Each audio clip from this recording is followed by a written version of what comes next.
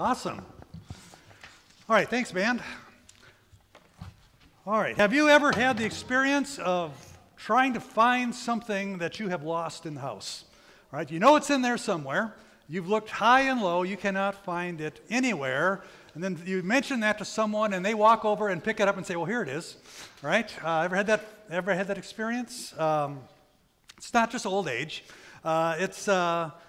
We can get a mental blind spot, what they talk about, where if something's not where we expect to see it, it becomes almost invisible to us, all right?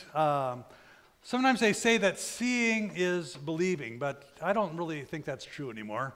Not with all the CGI stuff they have now. You can go and see Call of the Wild and then find out there was no dog in the movie, all right? That it was all done with the computer. All right, they created this thing that was, you say, I swear there was a dog in the movie.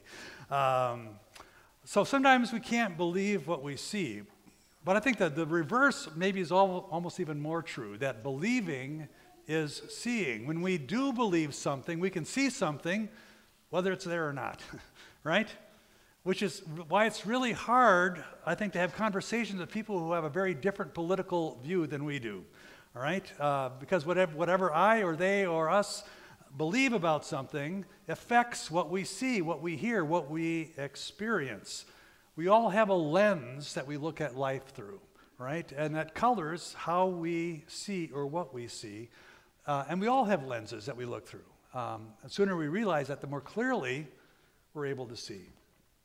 Well, Sunday we've been talking about superheroes, right? So or Wednesday. And so last Wednesday we talked about Superman, right? And his secret identity is who? Clark Kent, right? Mild manner reporter of the Daily Planet. And he has this incredible disguise that he puts on, a pair of glasses, right? And no one recognizes him because he's wearing a pair of glasses. Well, I mean, the suit helps a little bit as well, but it's not that tricky of a disguise. The important part about his disguise was that when he was Clark Kent, he didn't act like Superman. He acted meek and mild. And so once people had an idea of who Clark was, that he was this mousy, meek and mild guy, it didn't matter what he looked like, that's what they saw, no matter how much he resembled Superman physically. We see what we expect to see.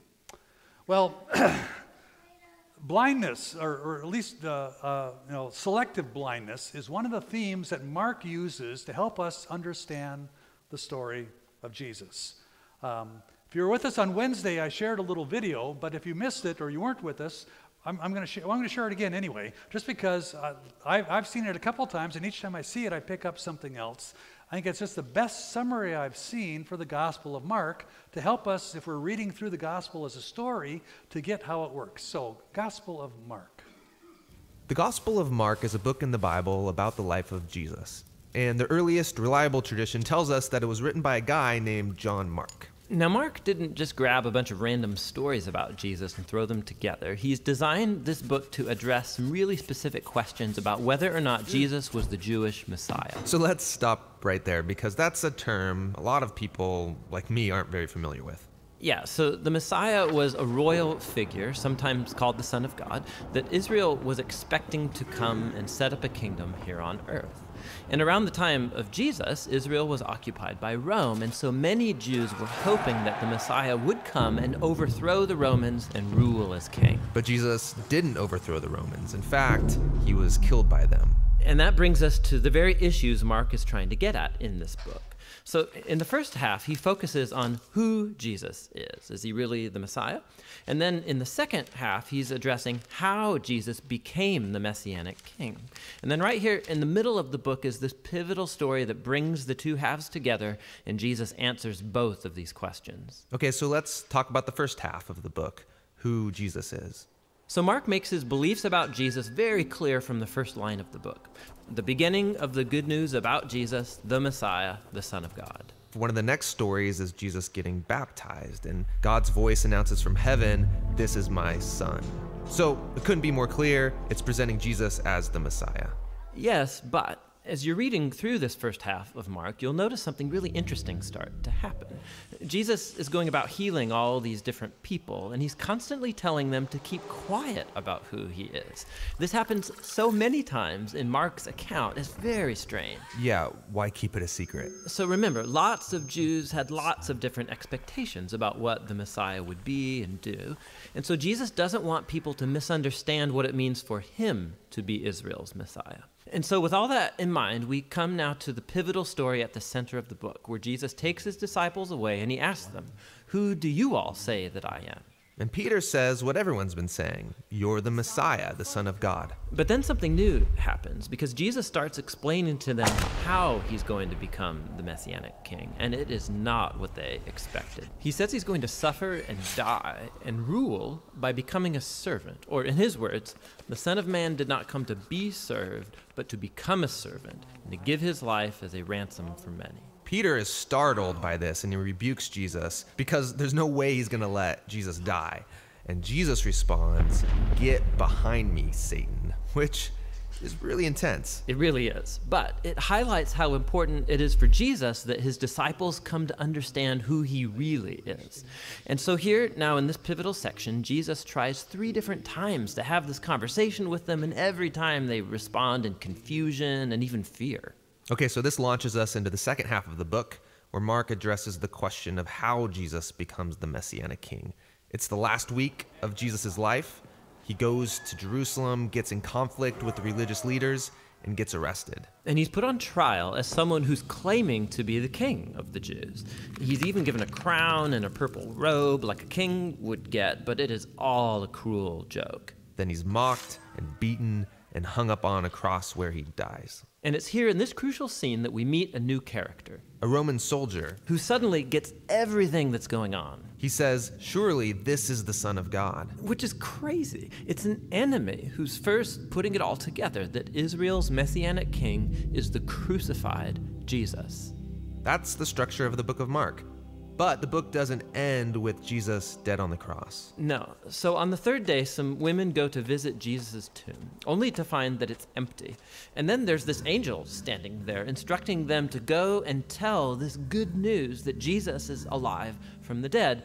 But instead, they run away and they don't tell anyone because they're afraid, and that's how the book ends. Which is a really abrupt ending. Yeah, it's so abrupt that later scribes did add an ending that brings more closure to the story. And you'll find that story in your Bible with a little footnote that says it was added much later.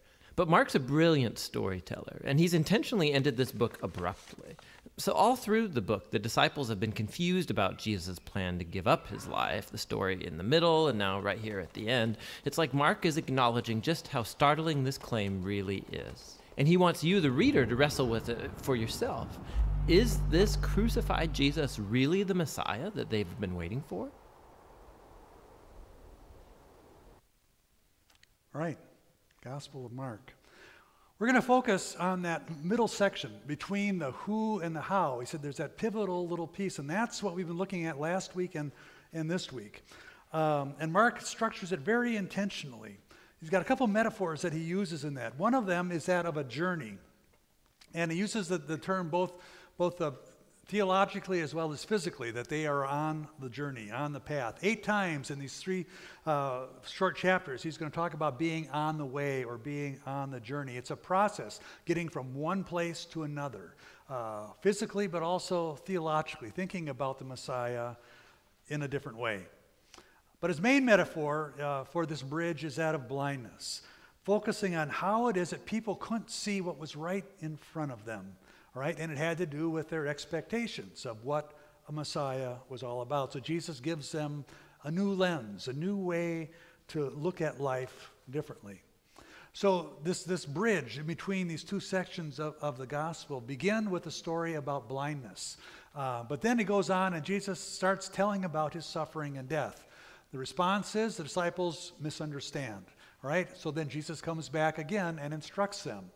This is going to happen 3 times, exactly the same, same 3 steps. Jesus foretells suffering and death. They misunderstand. He instructs them.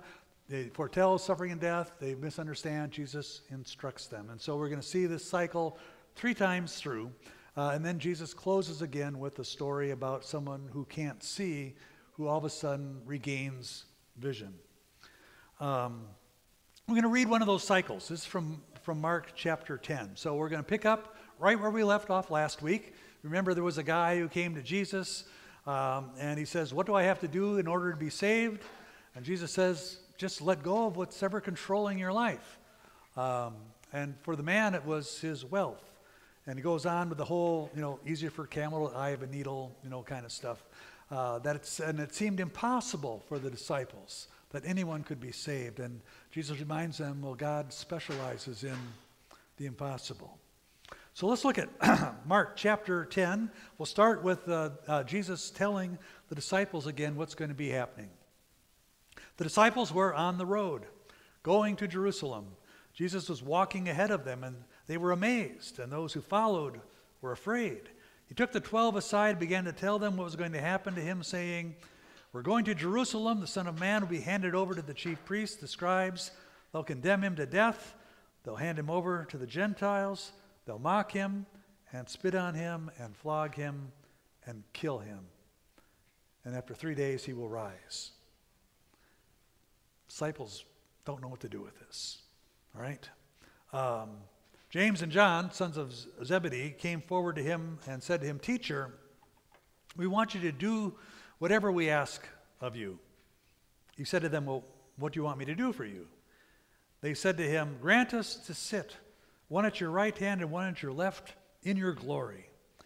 Jesus said to them, you don't know what you're asking. Are you able to drink the cup I drink or be baptized with the baptism that I'm baptized with? They replied, we're able. Jesus said to them, the cup that I drink, you will drink. The baptism with which I'm baptized, you will be baptized. But to sit at my right hand and my left is not mine to grant, but it's for those for whom it has been prepared. When the 10 heard this, they began to be angry with James and John. So again, they've missed the point. Jesus said, my glory is going to be the cross, not a throne. And so Jesus instructs them again.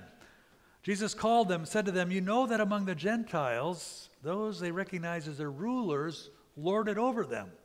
The great ones are tyrants over them. But it will not be so among you. Whoever wishes to be great among you must be your servant.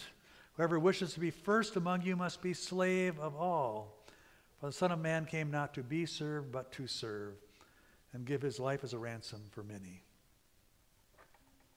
And then comes the story, then again, finishes up this cycle of 3 teaching cycles with a story about someone who is blind regaining his sight.